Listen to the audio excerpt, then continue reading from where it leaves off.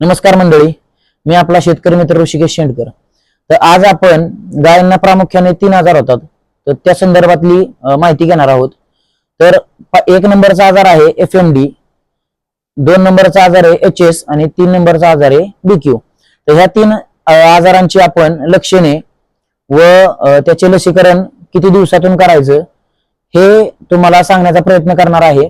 तर व्हिडिओ शेवटपर्यंत बघा। तर त्यामध्ये 1 नंबरचा आजार म्हणजेच FMD, तर त्याला फूट अँड माउथ डिसीज असं सुद्धा म्हटलं जातं।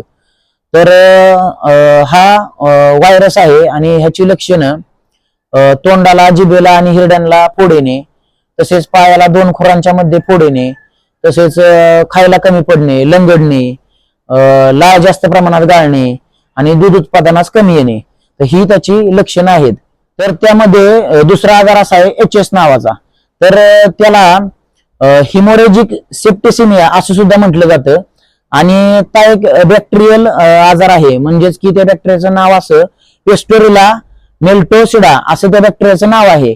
तर त्यामध्ये प्रामुख्यानं लक्षणं काय आढळतात की नाकातून स्त्राव येणे, अचानक ताप वाढणे, घशाला व मानेला सूज येणे व जनावराचा अचानक मृत्यू होणे, तर ही त्यातली लक्षणं आहेत। आणि सगळ्यात महत्वाचं म्हणजे जर का 24 तास ते 48 तासाच्या आत जर जनावराकडे आपण लक्ष नाही दिलं तर त्या जनावराचा जागीच मृत्यू होऊ शकतो।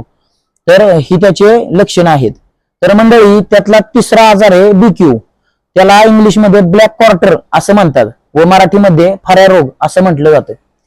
तर हा सुद्धा एक बॅक्टेरियल रोग आहे आणि त्या बॅक्टेरियाचं नाव आहे क्लोस्ट्रोडियम चोवोई असं त्या बॅक्टेरियाचं नाव आहे। तर ह्याची लक्षणे काय आहेत? अचानक ताप येणे, स्नायूंमध्ये सूज येणे, ती सूज दाबल्यास कडकड असा आवाज येणे, अचानक मृत्यू होणे, लंगडेपणा येणे, ही त्या आजाराची लक्षणं आहेत। तर आता आपण ह्या 3 आजाराची लक्षणं जाणून घेतली आणि तर आता आपण काय करू, त्या संदर्भातलं लसीकरण कधी करायचं हे आपण जाणून घेऊयात।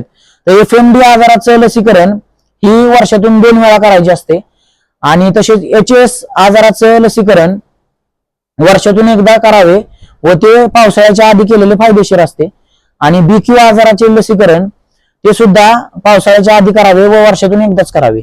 माहिती आवडल्यास लाईक, शेअर आणि सबस्क्राईब करा आणि नवनवीन व्हिडिओ बघण्यासाठी फॉलो नक्की करा। धन्यवाद।